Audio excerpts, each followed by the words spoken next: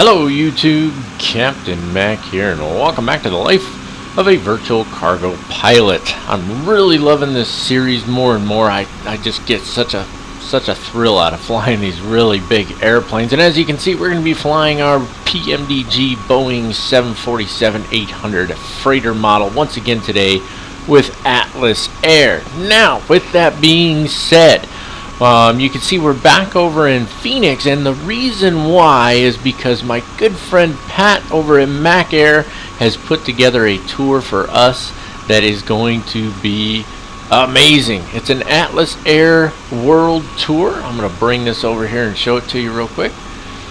Here we go. Atlas Air World Tour. It says this tour will take you around the world using the Boeing 747-400F or equivalent. The 800 is equivalent in the substitution chart. And I'm sure he put it as the 400 just because that's what most folks have. Some of the airports are well known, others not so much.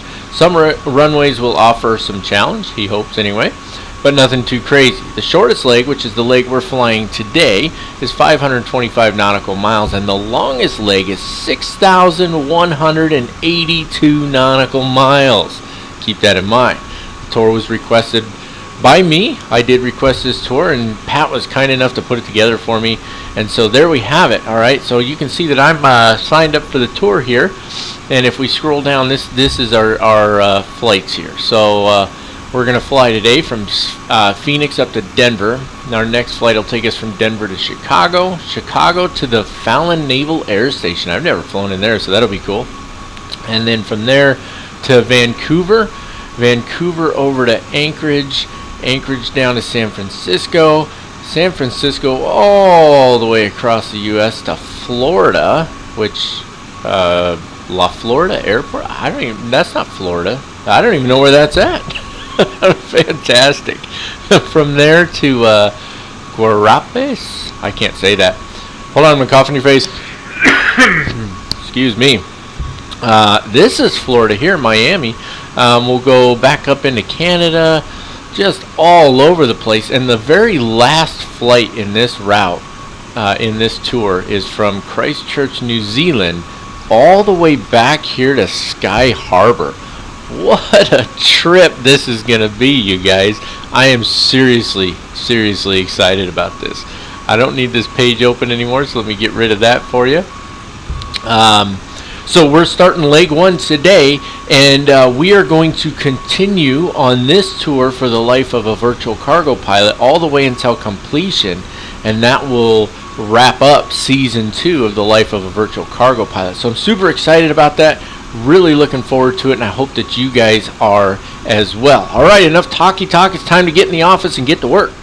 Alright, so based on the feedback that I've received from you guys on the last couple of videos that I did in the 748, a couple of different things. One is you guys want a full flight tutorial, which I am going to work on sometime this week, the week that I'm making this video. You guys probably won't see this one for at least a couple weeks after it's done, but by the time you see this, ideally you will have seen a full flight tutorial if I can get it to work out right.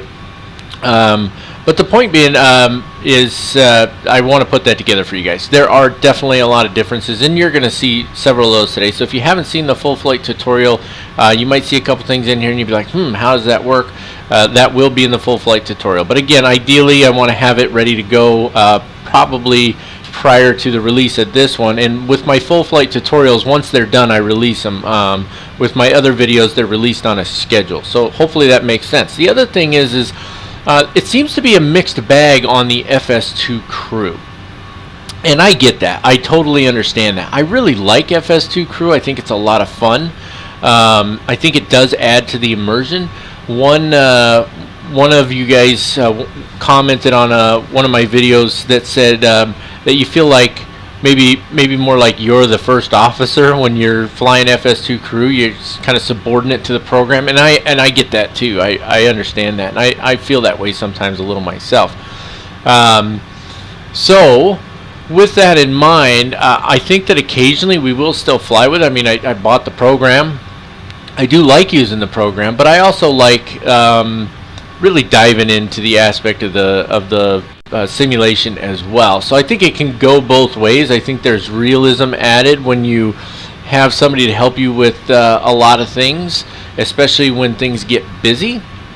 You know, when it's super busy, that's when you know, during departure and arrival and landing, you know, those are really busy times. That's when crew resource management becomes very important. So having a crew member to work with you during those times really is a big help. On the other side of the equation, in the real world, I mean, you would have to know this aircraft in and out. You would start in the right seat and work your way over to the left seat and so on, right? And so you know, for us to be able to sit on this left side, we really need to know how to operate the aircraft, right? And so for this flight, and probably at least the next few, we're going to be doing pretty much everything ourselves. You'll notice that there's already power on the aircraft. I'm going to go through the power up checklist with you guys real quick, and then we might throw in a couple with FS2 crew in there, but give me a little more feedback down in the comments. I really want to I want to try and tailor this, because I'm sure some of you like it, some of you don't, and I want to get a little mixed bag of both. All right, so give me a little more feedback down in the comments. You know, do you like FS2 crew? Do you not? You know, do you want to see everything from cold and dark? This is more like how you would receive the aircraft here in the real world with the power already on. So we'll probably do this mostly when we're not using FS2 crew. Okay, so that was a whole long thing. Let's jump into what we got going on here, and like I said, give me some feedback in the comments, and then we'll move on from there. Right, so for our power up procedure here, our circuit breakers have all been checked. We jumped up top here, we turned the battery on, all right, and then the standby selector went to auto. Fire detection panel is this guy right here, and it's normal, and there is a point in here where we should be testing that. And I'll show you how to do that. It's pretty easy. Fuel control switches down here. These are in the cutoff position. That's your 4 fuel control switches there. And again, a full flight tutorial will definitely show this stuff in depth. Start knobs are closed. That's these guys up top. They should be in. So that's open, that's closed. Okay. Alternate flaps off and disarmed. If you don't know where this one is, you actually hop down here and you should be able to see it from this view. All right. And so alternate flaps is this guy here. Off and disarmed. Okay. Landing gear lever is down. Flap position indicator and lever agrees. So it doesn't show any flaps here, and you can see that we're set at flaps up there. Weather radar is off. Electrical power, either external or APU, comes on at this point, and we're running on external power right now. You can see external power, and we're only running on one. And it has something to do with opening the cargo doors. I forget what it is, but I saw it in the manual. If you want to be able to open the nose door and stuff like that, whether you're on APU or external power, you only have one on to be able to open and close those doors. So keep that in mind. Main and APU battery voltage check. So if we hop over here and we go to our electrical, it's not our electrical, it's our status page actually, if I remember correctly. I'll pop this up for you. And so here's your that's oxygen, here's main battery voltage and APU voltage. Now I was digging through the manuals and I can't find in there, hold on, I'm gonna cough. Somebody asked me if I'm a smoker. I'm not a smoker. I cough a lot because I have allergies, and they mess with my lungs and my throat, and they mess with my nose a lot. Anyway, so I couldn't find in the manual what the voltage is supposed to be at, but every time I've checked it, it's around what you're seeing on there right now. So if somebody knows what the voltage is supposed to be, please throw it down in the comments there. Okay, moving on. Main and APU battery, we just checked those. Exterior lights as required. We've got the lower beacon light on, and then interior lights as required, which we don't need. And then it says ground interphone set. Okay, I don't know. I mean, honestly, we don't really need to do that anyway, but I'm not sure what you're doing with that. So that takes care of all of our power-up procedures. Okay, so with the power on the aircraft, we're ready to move into our pre-flight procedures. Starting with our exterior safety inspection, we do a walk around. We're obviously not going to do that. We're going to assume that everything on the exterior of the aircraft is good to go. I do want to make a note, though, on one of my own training flights in this aircraft. I came in a little hot on the runway and really had to slam on the brakes, and you will flatten your tires. Now, it doesn't visually show that, but you'll know when they're flattened because you can't move the aircraft. Even full throttle, it just won't go anywhere. So exterior inspection in the real world is obviously very important to make sure that everything is in good order. Now, crew oxygen masks, check. Now, I don't know about the masks. I think maybe the mask is in here, but we can check the oxygen just by clicking on that guy there. Emergency equipment has been checked. Maintenance status has been checked. That's just making sure that everything's been done on the aircraft that's supposed to be done. Now, I do have service-based failures turned on. If you do as well, and I'll go more into this in a tutorial, you can go into PMDG setup, aircraft. Nope, wrong one. I think it's FS actions. Haven't done it in a little while. And then you've got ground maintenance. And then in here you can refill your hydraulic fluid. All of that stuff can be done through here. So just keep that in mind. Okay.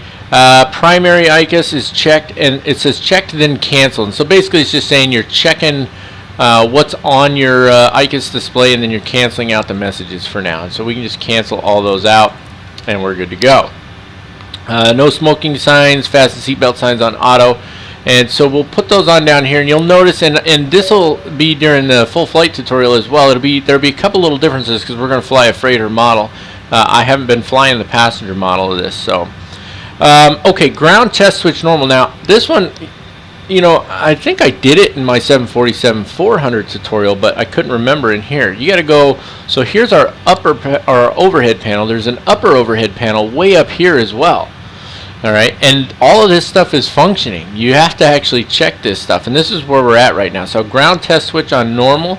If these things are closed, they're on normal. If you left click to open them, you can see the switches on normal, and that's where we want it to be. Flight control shut-off values are normal. I think that's supposed to say valves, actually. But flight control, hydraulic control, all that stuff, that's all where it's supposed to be. Gen field man reset switches, normal. And that is these guys right here. So all these guys normal. The wings are normal. APU field man reset switches are on normal. That's these two here. Split system circuit breaker switch normal. That's that one here, as it should be. Cockpit voice recorder test needs to be completed. So there's actually there's a couple tests we're going to do here. The cockpit voice recorder test is this one. It says hold 5 seconds. So maybe. Why is it not? Oh yeah, it's this one you click, duh. For some reason I'm thinking this one's the light, but it's not. Hold it for 5 seconds, light comes on, let go, the light goes off. Pretty simple, right? We also need to do the squib test. This is test number 1, all the lights come on. And test number 2, all the lights come on except this one. Now I don't know if that's the way it's supposed to be, but that's what we got. So EEC maintenance switches, these right here, they're all on normal as well. And then IRS mode selectors down here need to go to the off position if they're not already, which they are. Now the flow on this is a little different than I would normally do, but we're going to press on with it anyway. From here we go to our, what I would call our initial FMC initialization, because we're actually going to go down here twice if we stick with this flow here.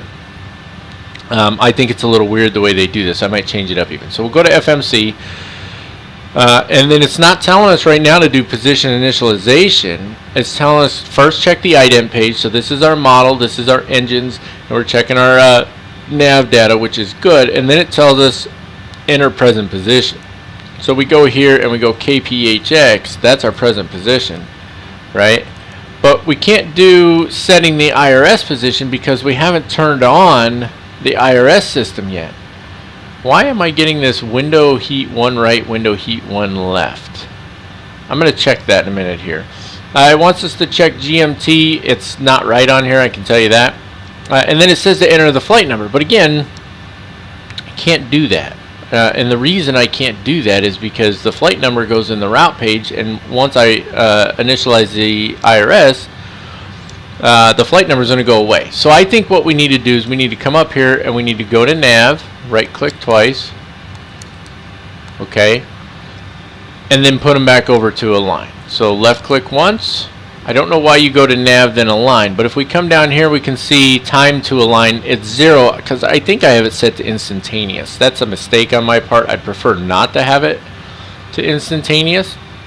But right now we should be able to come down here, and there you can see we can do position initialization. So we'll click over here, check these real quick and see how they compare to what you just put in. So 3325 and 11201. All right, and then it's 3326, 112.0. So obviously we're within the same area. And I say that because on my full flight tutorial for the King Air, I didn't pay attention, and I just grabbed the top one and it was different. And that caused us problems later in that flight. If you haven't seen it, go check it out. It's a good time. Alright, so we'll put that in. That takes care of initializing our position. Now we can come over here if we want. And real quick, we'll just put in our origin and destination. So KPHX to Denver.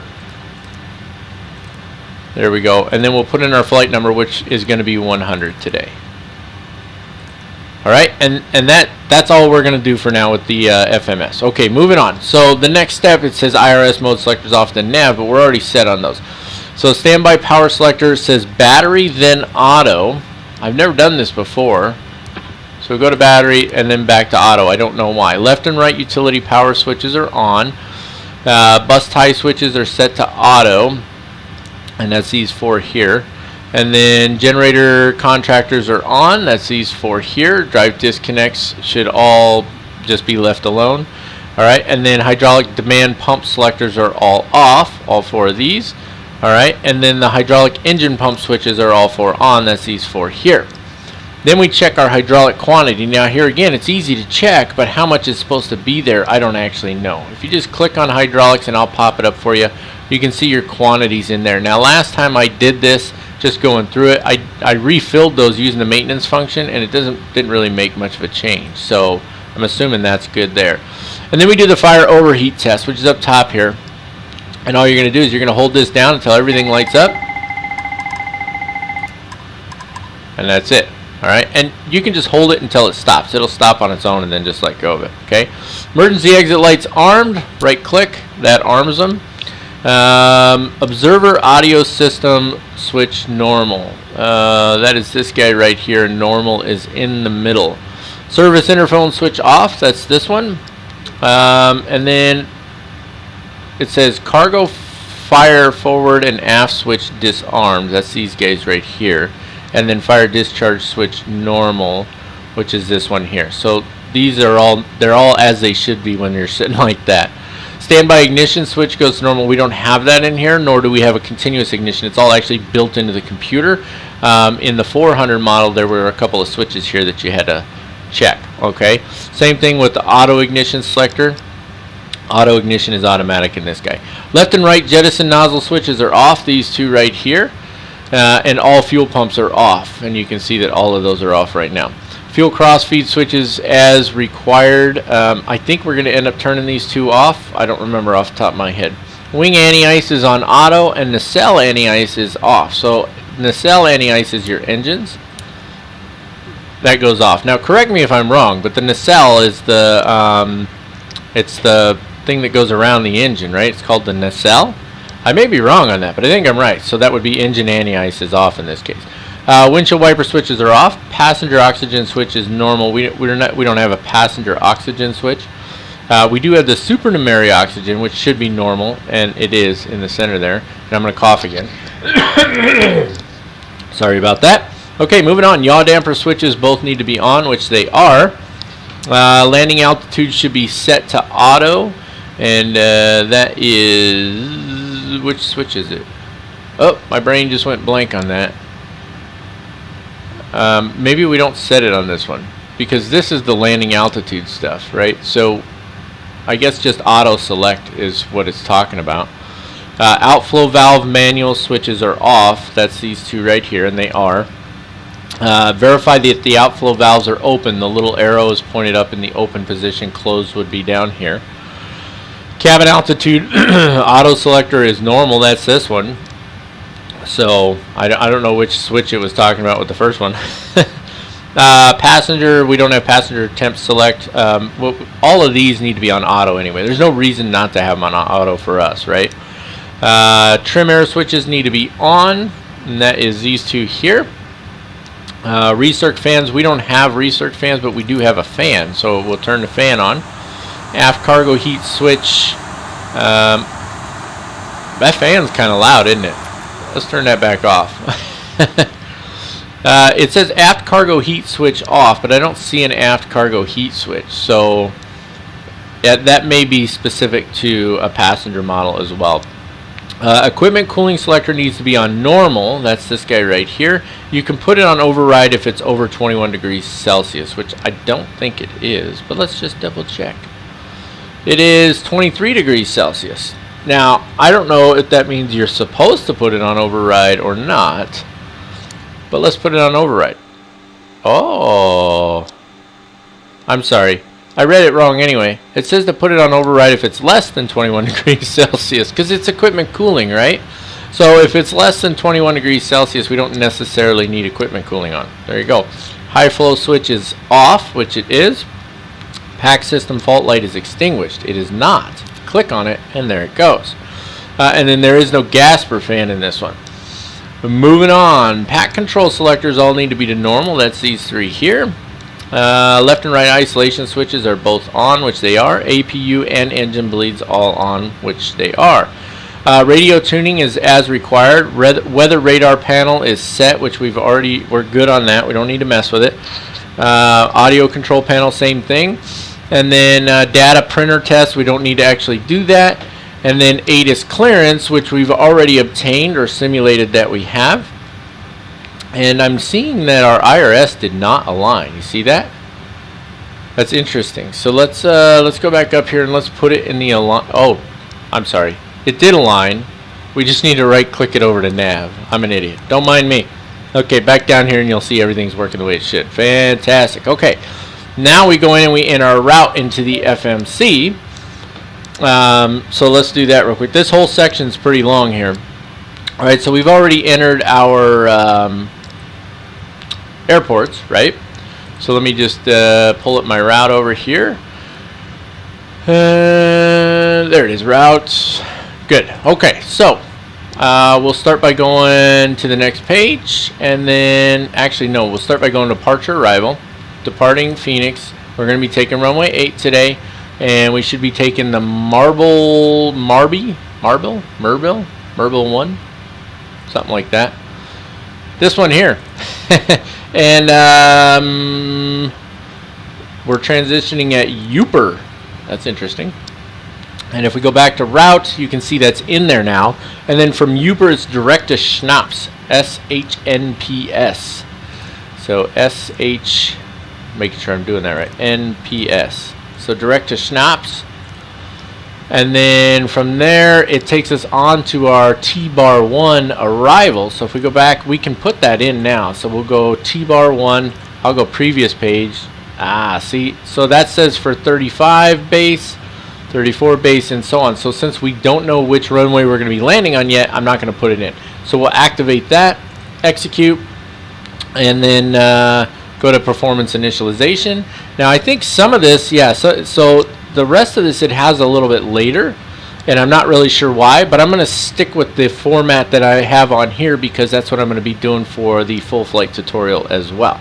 So moving on, test the TCAS system. Well, you don't actually test it in this one, it tests itself.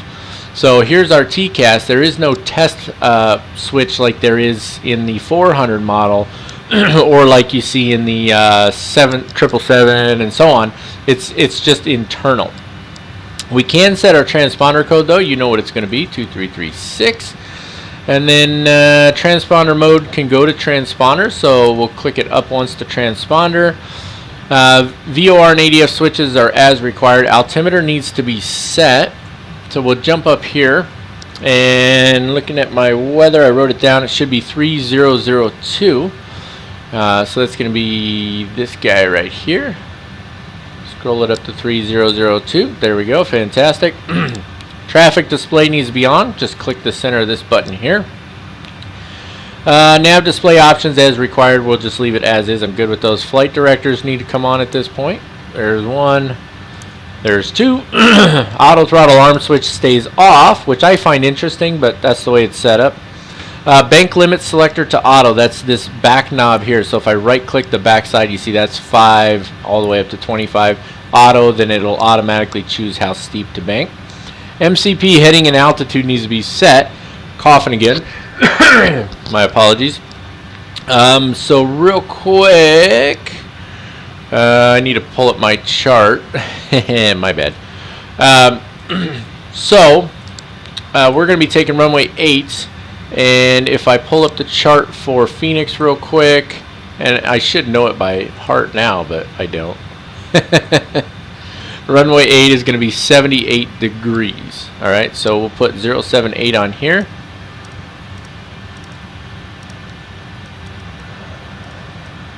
Whoop, there we go, 078. And then as far as altitude is concerned, there again, because I didn't pull up my charts like I should have. That was my bad. So the Merble 1, just looking for any altitude restrictions on here real quick. And I'm seeing at or above 5,000. Are we going to goalie? Let me check real quick, because if we're going to goalie, then we do have an altitude restriction. I'm going to use this FMC here. Go to menu, FMC, legs. We are going to goalie. So with goalie, there's a at or below 9,000, so that's what we're going to put in. There we go. Fantastic. Easy enough, right? Autopilot disengage switch is up. That's this one here. Radar altimeter check. I don't know how you actually check that. I do know that if we go to radio, we're going to be 200 feet is going to be what we're going to set for our initial minimums, and we'll probably end up keeping that. So you probably can't quite see it on there, but there we go. 200 on the radio altimeter. Fantastic. Source select panel is set. That's these guys over here, which source we're using for our come on, brain function. Which source we're using for our displays. Okay.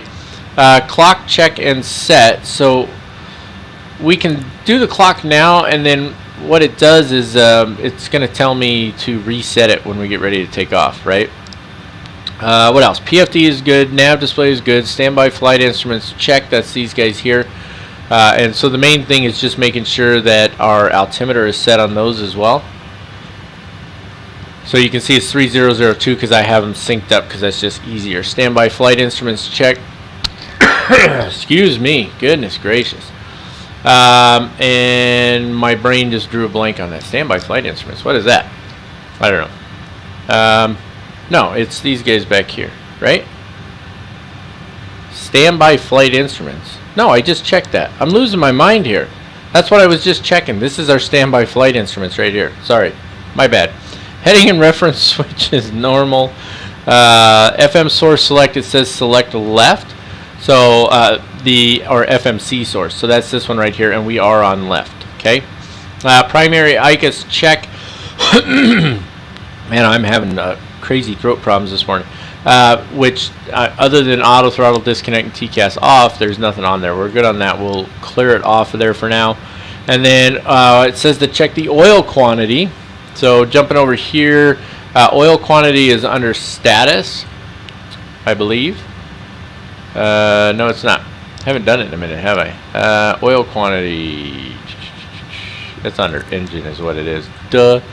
Oil quantity 21 and 22. So, and I think we're good because I refilled that once as well, and that's what it stayed at. Alternate gear extension switches are off. This is the alternate gear extension. Ground proximity panel is set.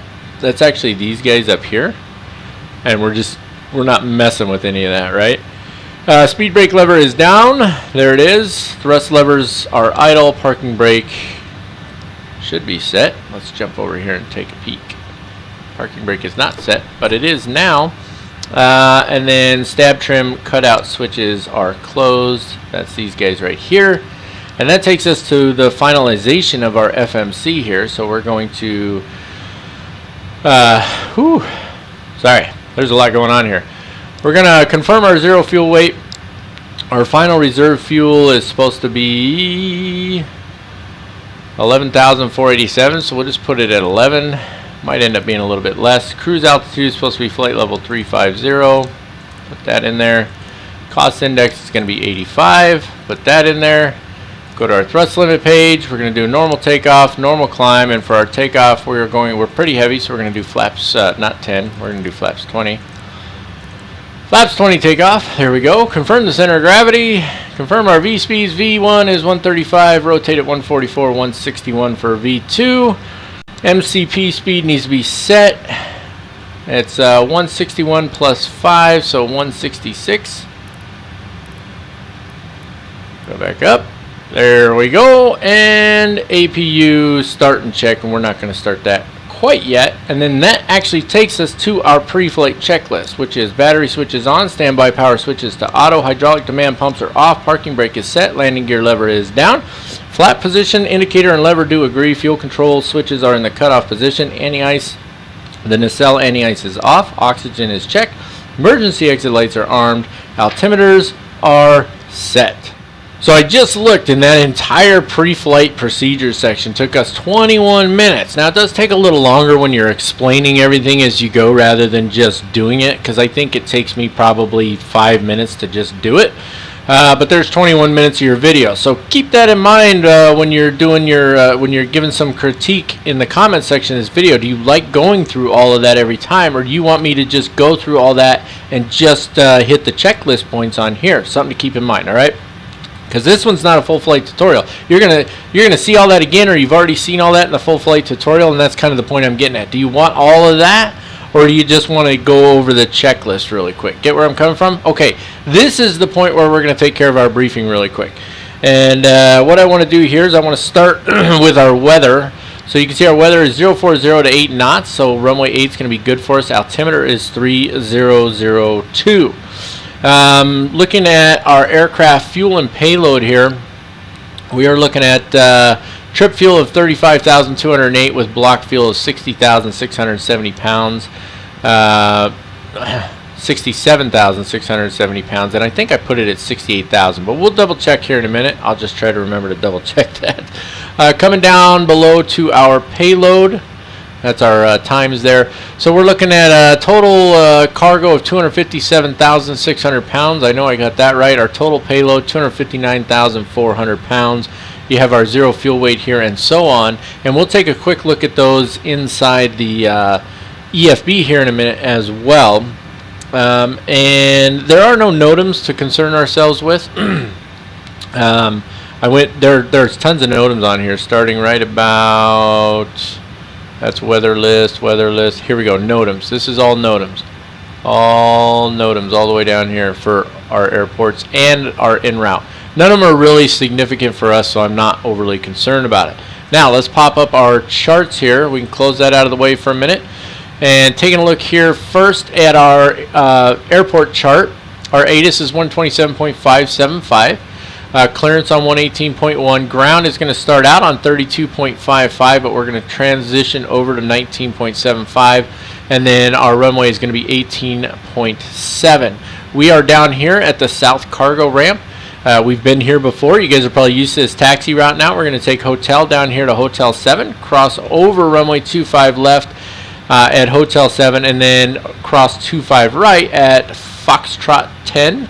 And then we're supposed to come over here on Tango. Now, sometimes I have to take Sierra because AI traffic will go the wrong way on here. But I worked at Phoenix for years, and I'm telling you, they go this way on Tango, and they go this way on Sierra, even though it doesn't really make sense. I would think right side, we go on the right, but we don't. So we'll cross over here to Charlie all the way down to hold short of runway 8. Now, taking a look at our departure here. Let's just look at our plan first. So runway 8 is going to be this guy right here. So it's out to Sparky first, then to Goalie. You can see there's that altitude restriction I talked about. Then to POC, and then Merville, and then up to Yote, and then we'll transition off from there. No, actually, I think we transition off at Uper, right? Yeah, so it's probably Yote and then Uper. You can see that Phoenix departures on 19.2. Our airport elevation is 1,135 feet. Transition altitude is 18,000 feet. That's for the entire United States. For some takeoff obstacles, for runway 8, standard or lower than standard if authorized, with a minimum climb of 500 feet per nautical mile to 1,635. And then if we take a look here, here's our initial climb, heading 078 to 1,635 feet, then direct to Sparky, then turn left direct to cross Goalie at or below 9,000, then on track 003 to POC, then 025 to Merble, and off we go right there. And this is routing for runways going the opposite direction, so we don't need to worry about that. So that takes care of our taxi and departure briefings. Any questions? Of course not. It's a video. You can't ask me questions unless you put them down in the comments, and then I'll address them if I can when appropriate. Make sense to everybody? We're all tracking. Okay, that's going to take care of briefings. Alright, so that's going to move us into our before start procedure. Now, interestingly, what's not on this before start procedure is closing the doors. It is on the checklist though. It's just not listed on the procedure. So we do want to make sure our doors are closed. So we'll just take a peek here. All of our equipment has pulled back except for the PMDG. You have to do those yourself, which we'll show you how to do that right now. So we can close our doors. So we'll hop in here down to the FMC. And then it doesn't matter which one we use. I just typically use this one. Go to FS Actions. Let's start with Service Vehicles. So if it says request, that means you're requesting it. We don't want to do that. We want to release the nose cargo, and then we want to release the stairs. All right, so they're going to pull away, and then we can return. I guess the main exit automatically closed. Okay, and then go to doors, and then we're just going to hit close all is the easiest way to do it. And you'll see all of these are closing now, and if we hop outside, you can see doors are closing. There goes the nose. And if we hop over to the other side, we're closing up over there, and that's what we want. We want to get all our doors closed. Alright, so while that's happening, let's look at our before start procedure. Flight deck door is closed and locked. Hydraulic demand pump 4 needs to go to auxiliary. That's this guy right here. Left click it, that puts it on auxiliary. And then pump 1, 2, and 3 all go to auto. So right click each of those, and there we go. Fuel quantity and distribution. I did say I wanted to double check the fuel, right? So let's go in here real quick and go return, and then let's go fuel, and we're at 68,995, and on our plan over here it was 67,670. So I think I put just a little extra in because you know me, I always do that. Let's see, fuel pumps on as required. So one thing you can do to save yourself from getting a silly error is you can click on fuel, and you can actually look. So there's nothing in our center tank. So if we turn on the center fuel pumps, we're going to end up with an error or a warning. So we won't do that. We'll just turn on all the other pumps. All 12 of them. There we go. And then window heat is should have been on, I think. I didn't see it on the list anywhere. But we kept getting that notification down here, and I'm pretty sure, yep, see, it's gone now. It was the window heat not being on. So, okay, fuel pumps are on. Duct pressure, it says to check. So this is going to be your ECS, Environmental Control Systems. Now here again, first of all, our duct pressure is all 0. So I don't know why we're checking it if it's 0, right? Because we don't have the APU on. That's why, because the APU is not on, right? So let's turn the APU on so we can check duct pressure, right? So fuel pumps are all on. I always wait on the APU until I'm getting ready for pushback, and that's because I don't want to burn the fuel. Why burn the fuel? And that's what they do in the real world. They only start at like 15 minutes prior to pushback. Now, if we go to our status page, that'll tell us the APU. It's this one right here. You can see, come on. Oh, it's this one right here. Sorry. You can see it's spinning up. I'll pop it up for you. So there's the exhaust gas temperature, N1, N2, and the oil quantity, and they're all spooling up. So we'll let the APU come up and running for just a minute. While that finishes up, we can arm LNAV and VNAV. Alright. And then pack control selectors 2 and 3 both need to go off. So we'll hop up top here, and 2 and 3 go off. 1 can stay on. And then the beacon light goes to both. Right now it's on the lower. Switch it over to both. We can also put on wing lights. We don't need logo lights. Strobe lights stay off. Nav lights can go on. And then I think we're good on external lights as well. Now the APU, you can see it's up and running because it's available. So we'll grab the APU, and we're going to, once we verify our doors are closed, we can go ahead and turn on both sides of the APU. So click on the doors page, and you can see all doors are closed. So there's no reason not to use both sides of the APU as far as I know. There we go. Both sides of the APU being used now.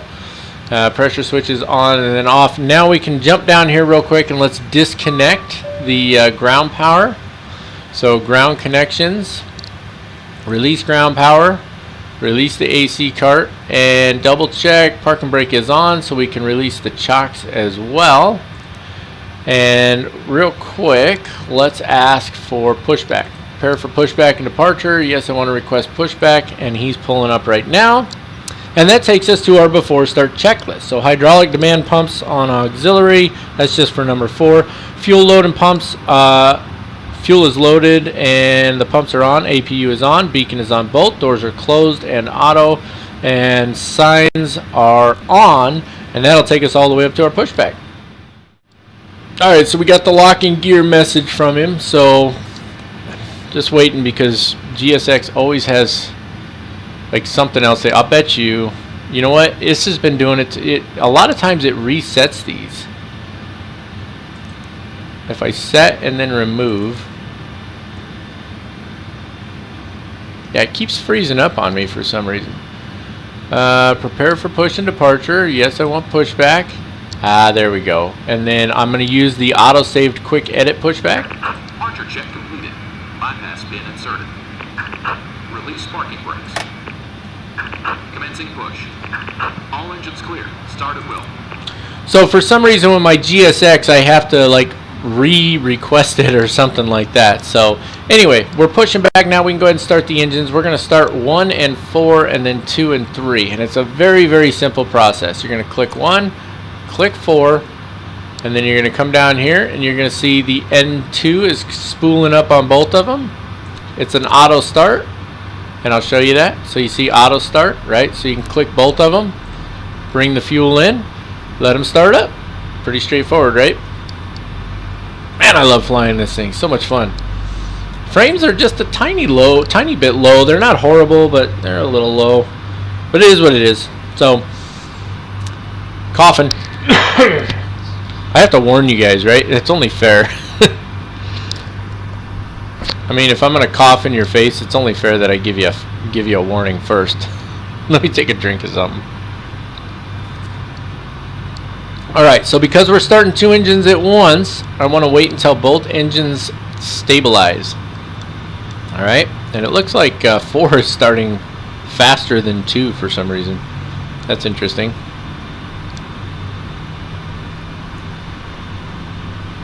Come on up.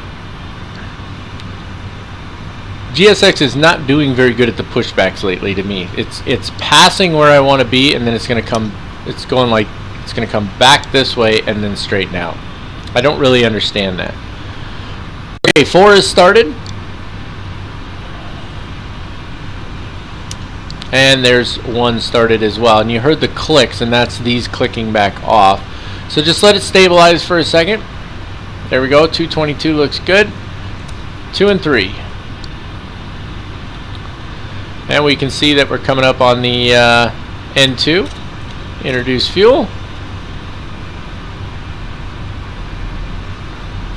Yeah, the whole pushback thing's getting a little weird to me. I don't know why they're doing it the way they do it. It'd be nice if you could not just pick a spot, but choose the path as well. Like, you know, I don't want it to go way over here because there's other aircraft over there, right? So in the real world, you'd just be running into those, you know, because you're gonna have MD-11s and stuff over here. Although there's not a lot of traffic right now for some reason. There should be more traffic here, to be honest with you, but there's not. All right, just waiting on these to finish starting up.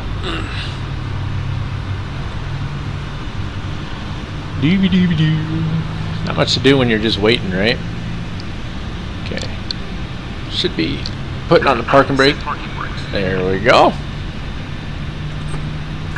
Waiting your confirmation for good engine start. I don't know why he uses a different voice for that. Why not use the same guy who's been talking to me up to this point anyway, right? Just kind of makes more sense to me. I don't know. Anyway, it's because they, you know what? They threw that in like in an update. So once the engines are running, the way you the way you confirm a good engine start, and once we stabilize on 3, we'll do it. So hit your whatever buttons you have to pull up GSX, right? So here it is, and then confirm good engine start, right? And then I'm just going to move that back out of the way, and there we go. So they're going to start disconnecting gear now. We can roll right into our after start procedure. So APU is as required. Well, we don't need it now. So we're going to go ahead and we're going to turn it off. So left click it, There we go, because we don't want to burn the fuel on it. Hydraulic demand pump 4 needs to go to auto, so right click twice. Pack control selectors. It says after 2 minutes they go to norm. So we know I talk a lot, so when I'm done talking I need to remember to turn those on. Thank you. Aft cargo heat switch, I never did find that. Engine indications are normal, we've already looked at those. Oil quantity, it says after 30 seconds check your oil quantity, and you'll see it has gone down, right? So oil quantity 13, 13, 15, and 14. I don't know what normal is supposed to be, but it is what it is. Nacelle anti-ice as required. I'm just going to switch it back to auto. There we go. And then auto brakes need to go to RTO. That's down here. Left click it. It doesn't. The scroll doesn't work on that one. Flaps set for takeoff. So we're going to be flaps 20. So we're going to set this bad boy. That's going to be 1, 5, 10, and 20. That's some heavy flaps for takeoff, but it should help us out substantially. Let's see. Stab trim needs to be set for takeoff. So we need to be 7.0. So we're going to put this on flight controls. You can do it here. Or if you want, you can leave that on engines, and you can put it on this one here just by selecting this guy, which is nice, right? So stab trim first, that's got to be 7.0. So I'll hold my switch down. And then we're also going to be doing flight control check. So full left, there we go. Full right, there we go. And you're supposed to do it slow and deliberately. All the way up, all the way down, and neutral. And let's see if I can move the rudders without taking the brakes off. Full left, full right, and neutral. Fantastic. And then to turn that back off and put it on my nav, I just click on that bad boy. What we haven't done yet is any of our checklists. So I'm going to pop this up to make it easier for you. I'm going to go to checklists. We should have done these already. I know auto throttle is disconnected. I'm going to put this back down here. It's just easier for me for whatever reason. So we'll click on that. Good to go. And then it's still got a non-normal. So we'll click on that. That's not actually up. So go to normal. Pre-flight was good. Fuel control switches we can just override. This is why you got to do your checklist on here, right? Before start we took care of all that. Fantastic. Normal. And then that takes us to our before taxi checklist, which I guess technically is our after start checklist too, right? So let's finish going through this process here real quick. A cars off, block time confirm, we're good on that. And that takes us to our after start checklist. So APU selector as required, packs on. Now it's probably been 2 minutes, so we can hop up here and let's turn the packs on. And then recall status checked, and obviously to check the recall status you just click on the recall button. There we go. And so you can see we've got the fuel tank engine thing, auto throttle is disconnected, and TCAS is off right now. So we'll clear those off. So the fuel tank engine thing has to do with cross feeds, right? So it's telling us turn these off. That's what it's telling us. Wrong button. So if I go back here and I click it again, it's gone now. See how that works? It's amazing. Reference speeds are checked. Again, 135, 144, 161. Flaps set to 20. Trim is set to 7.0 units. Flight controls have been checked, and auto brakes are RTO. The only thing left to do is turn taxi light on.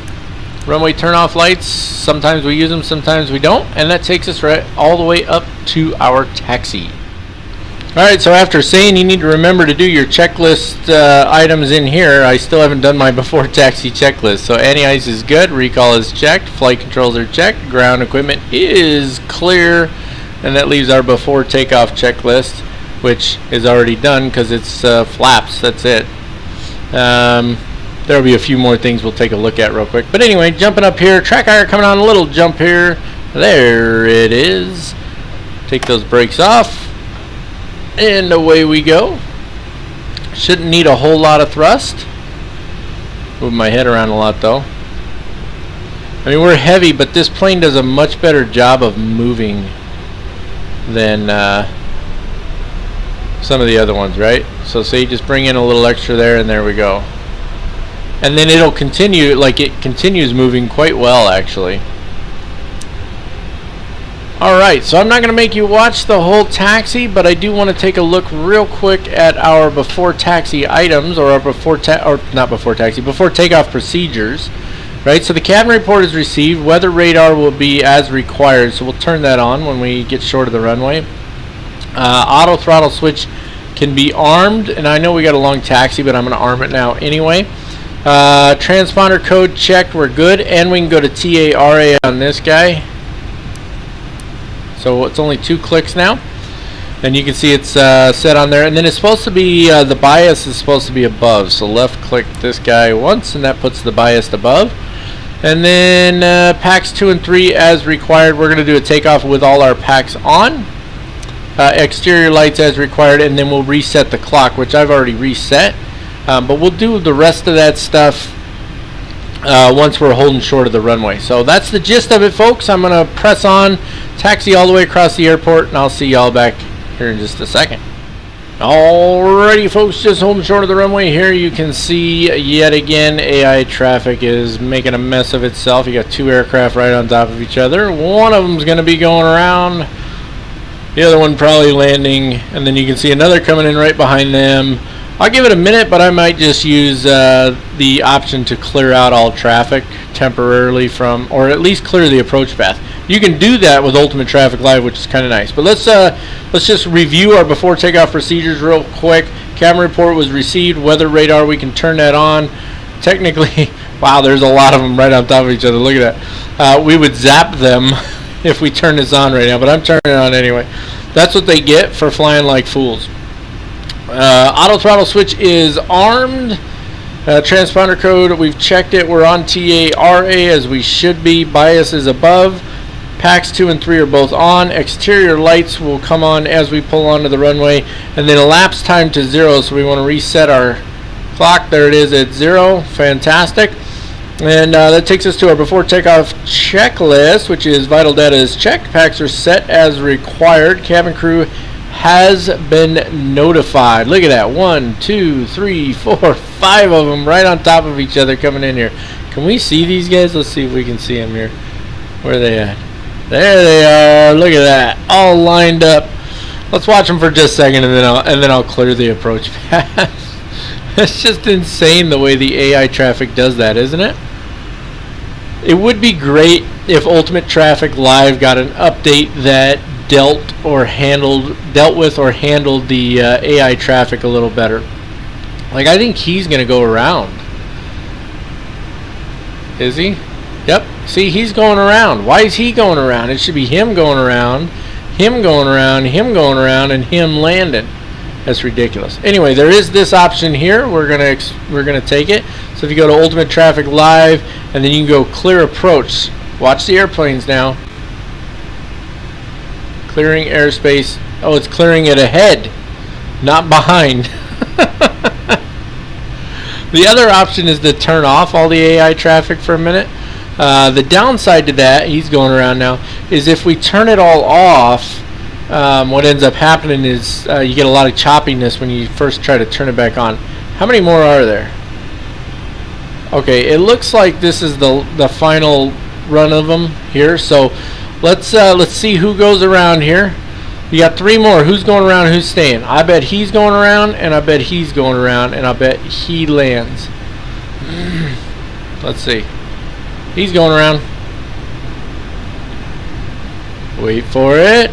Wait, we should make a game of this, is what we should do. As soon as they're either all gone, they've either all gone around or one of them lands, he's going around. If he lands, we'll pull out right behind him. What do you think? You think he's going to land, or you think he's going around? He's going around. They all went around. Oh, it's just ridiculous. We should have just pulled out there. Track iron coming on. Little jump here.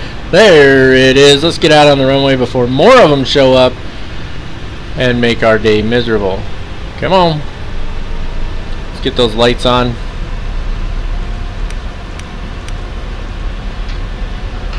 I'm going to pull the throttles back. 08. Come on, turn on. There we go. Okay, you can see we're up to 13 knots already. The sucker will move. Even when it's heavy, it'll move pretty easily. Oh, that's why they all went around, because that idiot was just sitting down there on the runway. They exit the runway so slow. It's insane. I think we overshot a little bit. Maybe not. Runway 08. Nope, we didn't overshoot. That was just about perfect, actually. All right. Take off.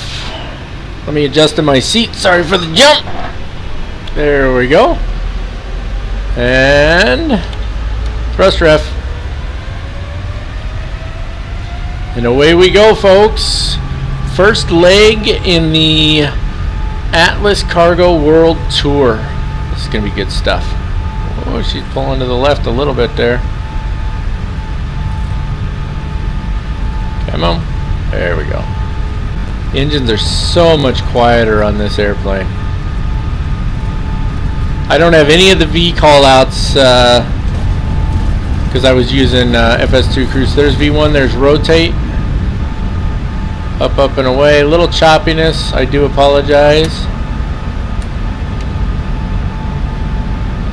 There we go. Positive rate of climb. Gear coming up. Let's not overdo it there.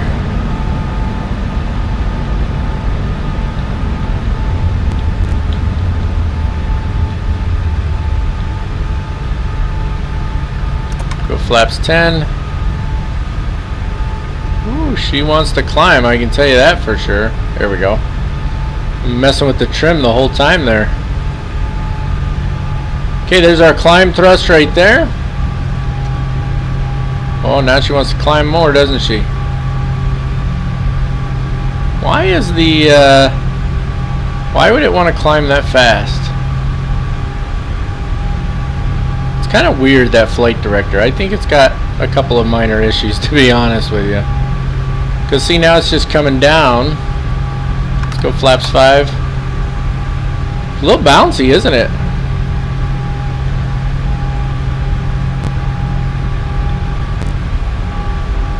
Alright, we're looking pretty good here. We're going to be coming up on our turn pretty quick. I'm surprised it doesn't have that turn rounded off, to be honest with you. Let's go flaps 1. And you try not to fight it too much or chase it too hard, or you just end up in trouble. We're going to just kind of continue our turn here because we're going to be turning there anyway. And I know it's telling me to bring the nose down, but that nose is going to come down on its own as we go into this turn, see? Actually going to have to hold it up a little bit. Let's go ahead and get flaps up. And I am getting used to my new Yoke a little bit, so that is part of why I struggle to track that flight director very well. But we're hanging in there. Not too terrible. Nice climb. Okay, let's go ahead and activate the autopilot here. It'll do a much better job than I'm doing. There we go. Fantastic. Track error coming off. Little jump. There it is.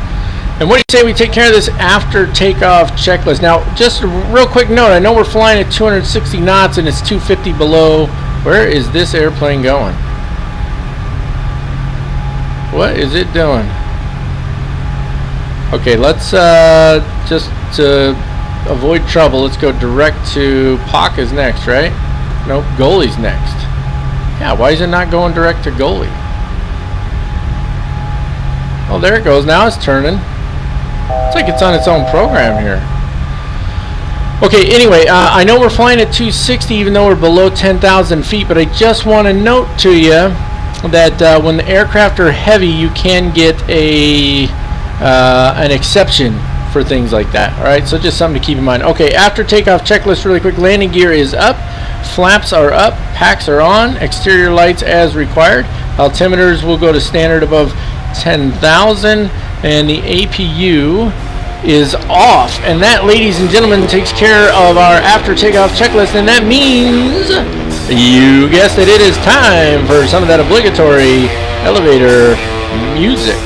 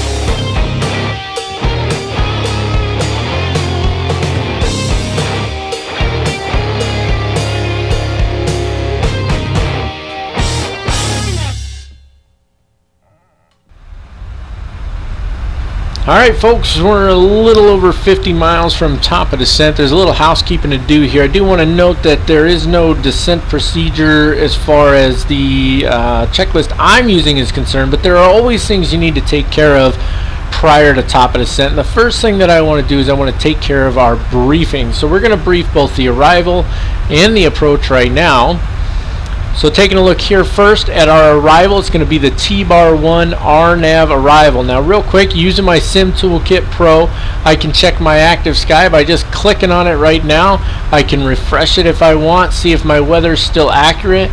And it is showing 340 at 16 knots, gusting to 27, which is close to what I already had over here. This one refreshes a little later, so make sure that you use this one here. But that's one of the beauties of Sim Toolkit Pro.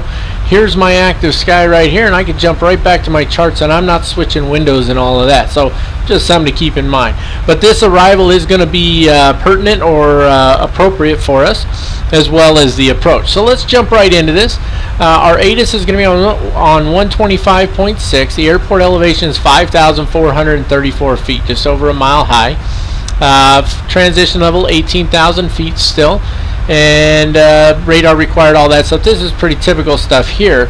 Now as far as the arrival itself goes, we're going to transition onto it here at T-Bar, alright, and then it'll be down to Menarche, Bedivin, whatever that is, Kush, and then Ladora, and from Ladora we'll transition on to our approach. But at T-Bar we need to be at or above flight level 200, okay? But at Menarche, which is 13 miles away, we need to be between flight level 210 and 170, or 17,000 feet. And then it's at or below 15,000 at Bedivin, and then at 14,000 at Kush, at 13,000 at Ladora. So that's very important to keep all that in mind. And we've got all that programmed into the FMC already. Now, for the landing for 35 left is going to be our runway from Menarche on track 073 to Bedivin, then 068 to Kush, and so on. It's exactly what we just looked at. Now from Ladora we go on to our approach. So you can see right here, here's Ladora, and we'll brief all of this in just a second, but let's just take a look at our briefing strip up top here. Our ATIS is 125.6. Approach, we are coming in from the north, no, from the south. So it's 120.35, tower on 133.3, and ground on 21.85. Our localizer frequency is going to be 108.5 with a final approach course of 353 degrees, and glide slope intercept at Diamond at 7,000 feet. Now, based on what I saw in that weather, and we can just glance at it again just like that, is there's a few clouds at 2,400 feet, broken at 3,500 feet, overcast at 46. So we're going to have some clouds, so the ILS is going to be helpful for us. Right? So it is the ILS runway 35 left approach. Coming in out here at Ladora, we need to be at 12,000 feet, 12,000 at Carvey, 12,000 at Sea Pepper, and mandatory 12,000 at Chap, and then on to Krupp from there. And Krupp is where we start our profile view. But let's look over here first.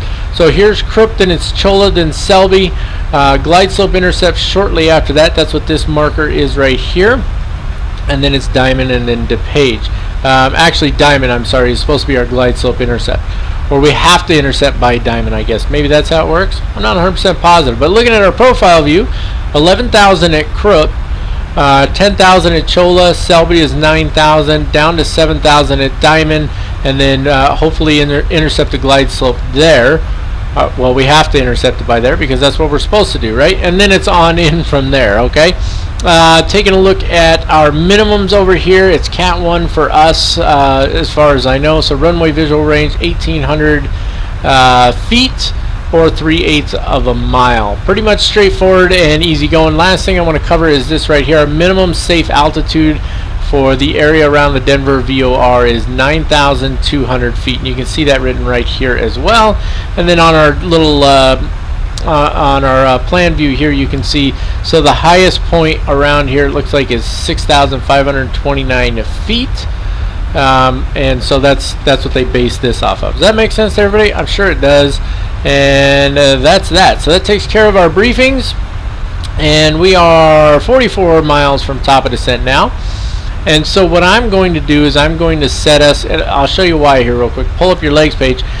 So it's 7,000 at Diamond. I've got all the altitude restrictions are in here, right? So the proper way to do it is ATC tells you, okay, you're clear to descend to flight level 200, and you would descend to that. And then probably right before you get there, unless they're super busy, they tell you, okay, you're clear to descend to 170 or 17,000 and so on. That's how it typically works. But because we're doing the job of 2 people here, and because it's just easier for flight sim anyway, we've got all of those programmed in here, and we're going to rely on the flight management system to oh, come on, brain work, to maintain those altitude restrictions for us, which means I'm going to put this all the way down to 7,000.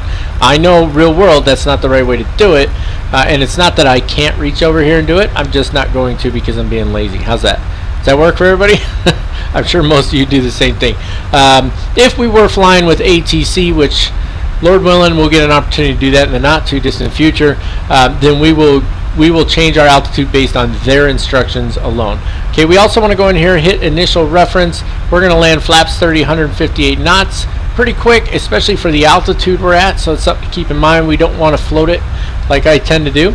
And so our ref speed is 158, which means it's going to be 162 is what we're going to have set on here.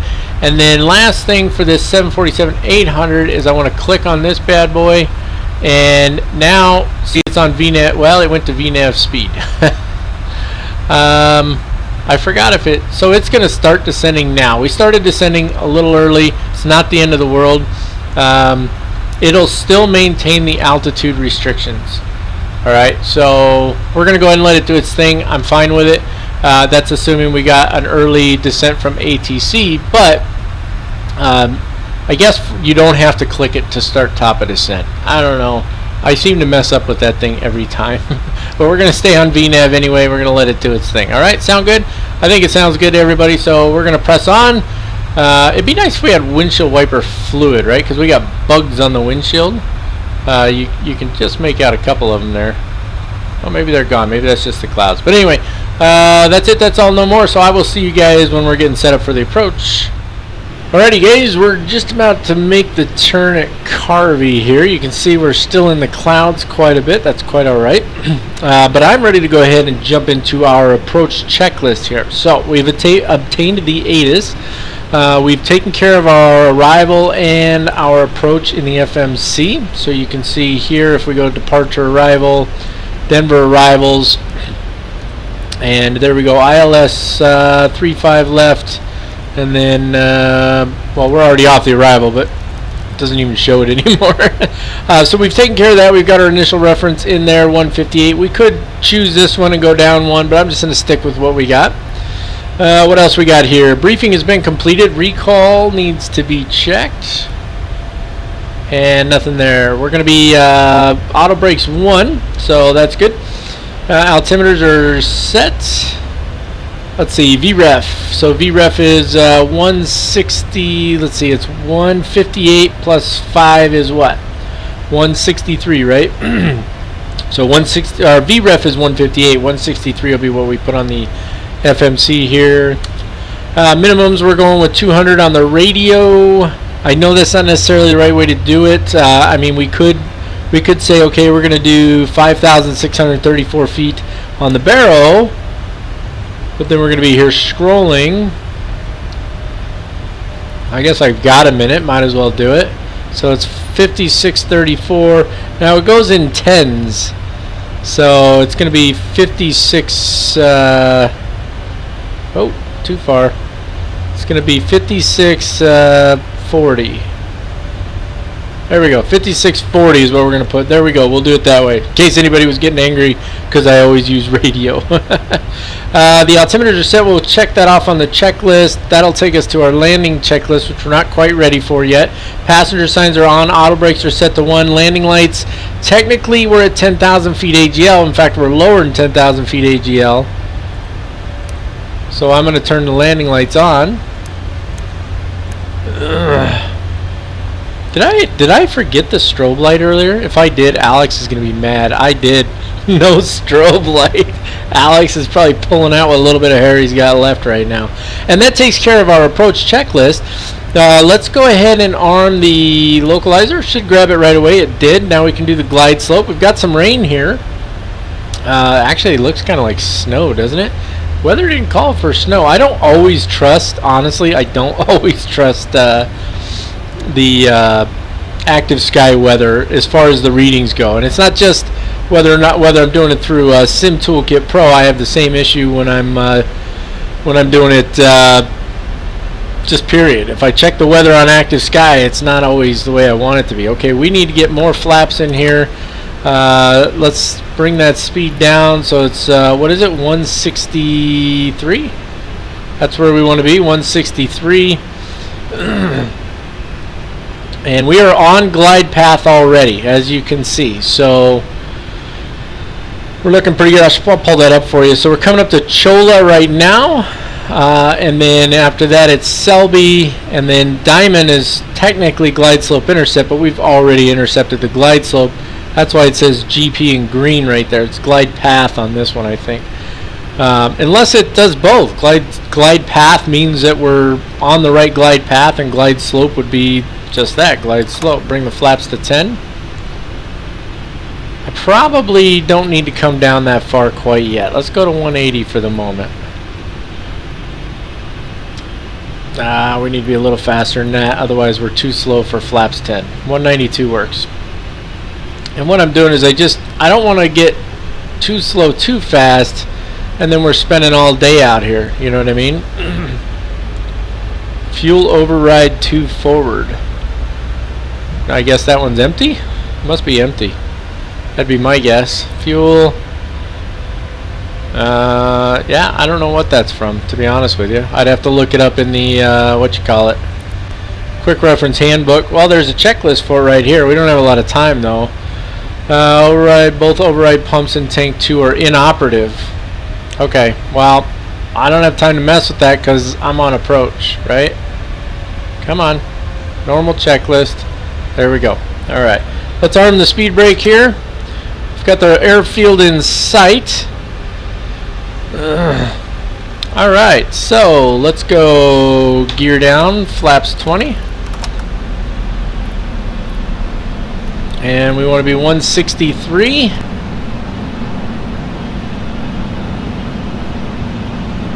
And flaps 25 there. The gear's coming down, relax. I just got into them a little quick.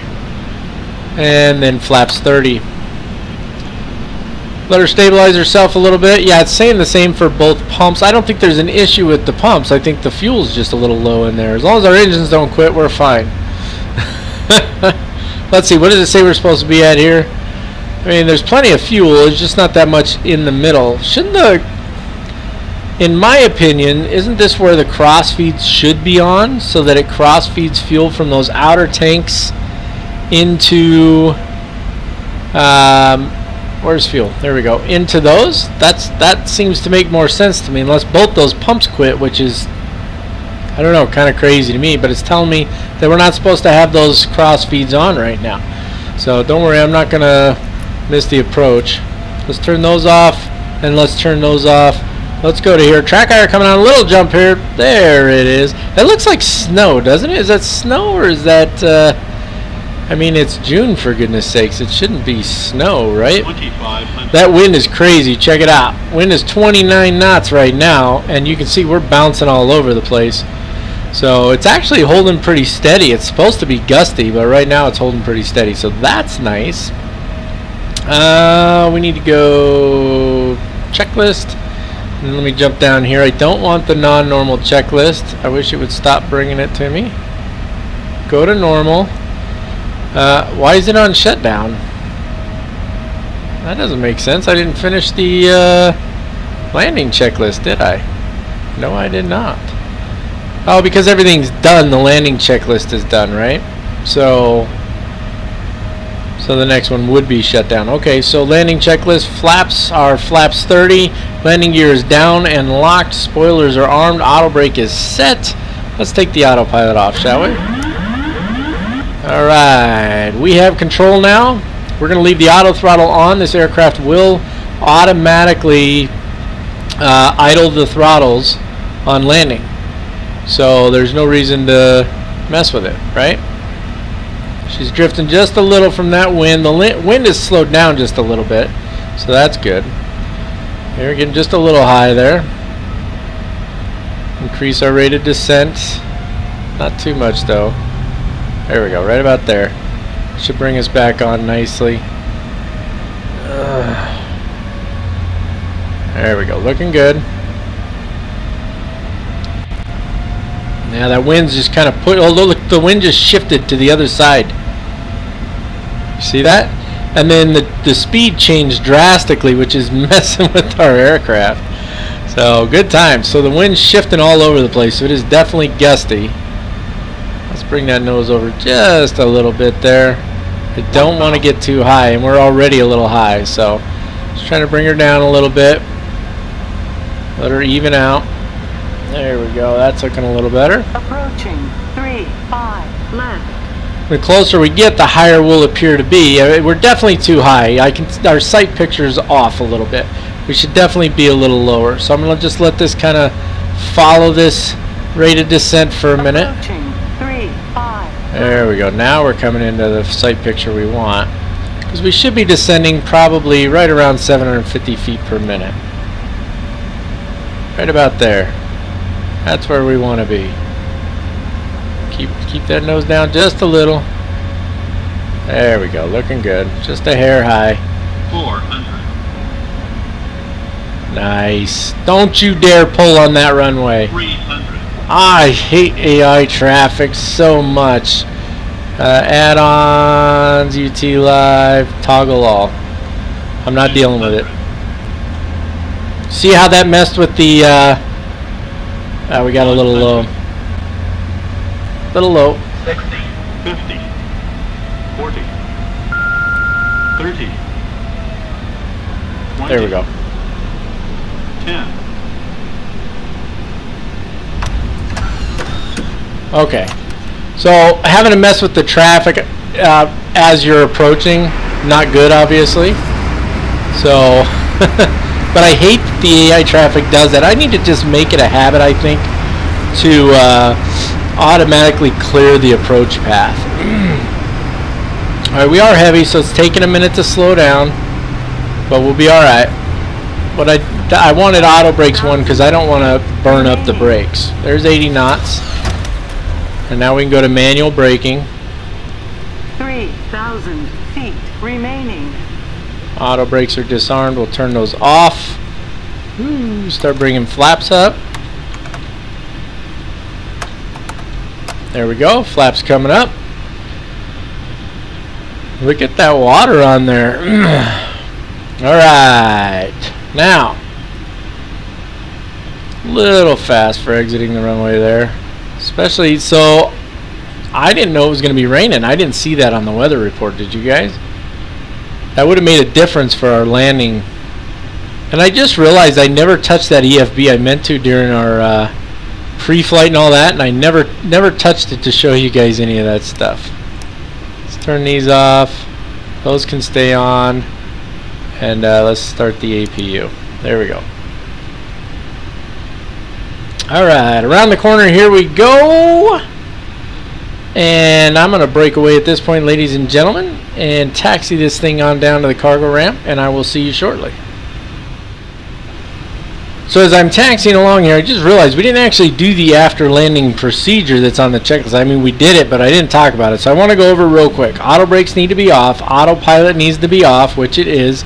Transponder mode can go to standby, or it can. I put it in transponder. Let's actually put it on standby here. There we go. Exterior lights as required. We did take care of that. Flaps are up. Speed brake lever is down. Weather radar is off. Continuous ignition not for us. Flight director's off. So we can turn those off real quick. 1 and 2. And then auto throttle arm switch is off. Turn that one off there. APU is started. Auto throttle disconnect. Yes, we did that on purpose. And then the checklist is landing lights and strobe off. Flaps up, speed brake down, weather radar off. So that's our after landing procedures and checklist. So I just wanted to come on here and cover that real quick, and I'm gonna just continue the taxi here. I gotta go all the way down to the end and get into the cargo area, and hopefully GSX is waiting for us like they're supposed to be. Folks, you can see we're just about to pull in here. Let's get the wipers off. I've already turned the taxi light off, and he is awfully close, isn't he? Like, he is right up in our space there where that... I don't know about that. I don't know about his placement, but I guess we're going to find out, huh? Alright, do we have a marshaller? I don't see one. You guys see a marshaller anywhere? Not that you could tell me if you do, but... I don't see anybody, and I don't see... There's no lights or anything like that, is there? Well, that's interesting. He's actually in our way. I mean, we would hit him. Like, if you jump out here... Yeah, look at that. What are you doing there, dummy? Oh, that's nice. Probably not the best view, huh? Okay, track hour coming off. Little jump here. There we go. Alright, let's get this parking brake on. Not the best setup by GSX there, huh? Okay, let's see. I think I still needed that, didn't I? Yes, I did. Okay, we got a little bit of housekeeping to do here right before we shut down the engine. So parking brakes are set. Wing anti-ice will leave on auto. Nacelle anti-ice is supposed to go off. I imagine this has something to do with starting and stopping the engine specifically. Electrical power is required. Stabilizer trim is supposed to go to 6 units. So if I move this to flight controls, you can see we're at 7.3. So we'll bring that down a little bit to 6. I don't know why that is. I'm sure there's a reason for it. If we can get it to stay at 6, there we go, fantastic. Rudder and aileron trimmer and neutral. Hydraulic demand pump selectors need to go off. Why haven't we shut off the engines yet? Let me just go down. Yeah, that's actually next. So hydraulic demand pump selectors off. These 4 off, and then the next step is the fuel control switches. So we've already got the APU running. Let's make sure we're on APU power, otherwise we're wasting our time there. There we go. All of those 4 can go off. Fantastic. Fuel pump switches go to the off position now. So that's 1, 2, 3, 4, 5, 6, 7, 8, and we already turned those other 4 off. Beacon can go off. I didn't turn the strobe off. I'm going to get yelled at. Watch. Beacon still needs to go on lower because we have power on the aircraft. Seatbelt sign off. That's way back here. You jump around a lot when you do this. It's just there's a bunch of different things that got to happen relatively quick. Off, not on. Packs as required. We can leave those on. Transponder code VFR. So you're supposed to change this to squawk VFR. There we go. ICA status display check. Gear brake temperature. So we're supposed to check the temperature of the gear and brakes. And that'll be the gear page here. You can pop that up. So there's our pressure and there's our temperature. So temperature in the middle, pressure on the outside. They're not very hot. So I mean they're hot, but not over hot, right? IRS mode selectors can go off. 1, 2, 1, 2, or 1, 2, 2, 2. There we go. That worked. Windshield protection off. That's the window heat. We can turn that off now. And then chocks need to go in place. And while we're down here doing chocks, let's set those. Let's request ground power, air conditioning unit, return here. I want to open doors. So we're going to open entry 1. And then we're going to open the cargo, or nose cargo, side cargo, forward, aft, bulk cargo. And that should put GSX to work out here. And then our shutdown checklist is hydraulic pumps off, parking brake set, fuel control switches cut off, fuel pump switches off, and external power as required, which we can switch to external power now if we want. So let's switch to that. Hopefully that didn't interrupt the doors any. Do that. Jump out here. Actually, I want this view here. Oh, you know what? We did forget something real quick. We need to request the ground service vehicle. So we need to request the nose cargo, and we need to request the stairs, and the rest should be GSX. All we have to do is ask them to deboard. So request deboarding there, and that's going to wrap it up for this one, ladies and gentlemen. I'm not going to go through the shutdown procedure, the power down procedure, because we don't need to. this is where we're going to finish this one up, but the full flight tutorial obviously contains the shutdown or the power down procedure as well, which takes the aircraft from cold and dark all the way back to cold and dark. This was a fun flight. I'm really looking forward to the rest of this series. It's going to be a lot of fun. It's going to be interesting, that last flight from Christchurch. It's going to take a while to do this one, obviously. Excuse me, I had a hiccup there. So I'm hoping there is a scenery for Christchurch. I forget who does it. If it's, I don't think it's Orbix. Anyway, there's a scenery for Christchurch. I've seen it before. And so hopefully I'll get a chance to get that before we fly out there. I'm not going to buy sceneries for everywhere we're going. I don't even have that much room on my... I don't think I have enough room for that. Number one, and number two, I definitely don't have the money for it. But I am hoping maybe I'll at least get that one. And that'll make for a really, really cool, beautiful departure for that last flight, because New Zealand is absolutely gorgeous. So, if you haven't already done so, smash the subscribe button down below. You can click on the little bell and get notifications. Don't forget, give the video a thumbs up if you like it. If you want to give it a thumbs down, you can. If you're doing it just to troll, well, I don't care, then whatever, troll away. But if you're doing it because you dislike something in the video, give me some critique down below. I'd appreciate that very much. I just read a comment from somebody who said, please stop calling it the 747-800. It is the 747-8. Now, I didn't know there was a difference, to be honest with you. So I asked him. Haven't heard back yet. But if there is a difference, then my bad. We'll call it the 747-8. Either way, that's it. That's all and no more, folks. As always, keep the blue side up, unless otherwise instructed by ATC. God bless you all, and have a wonderful day.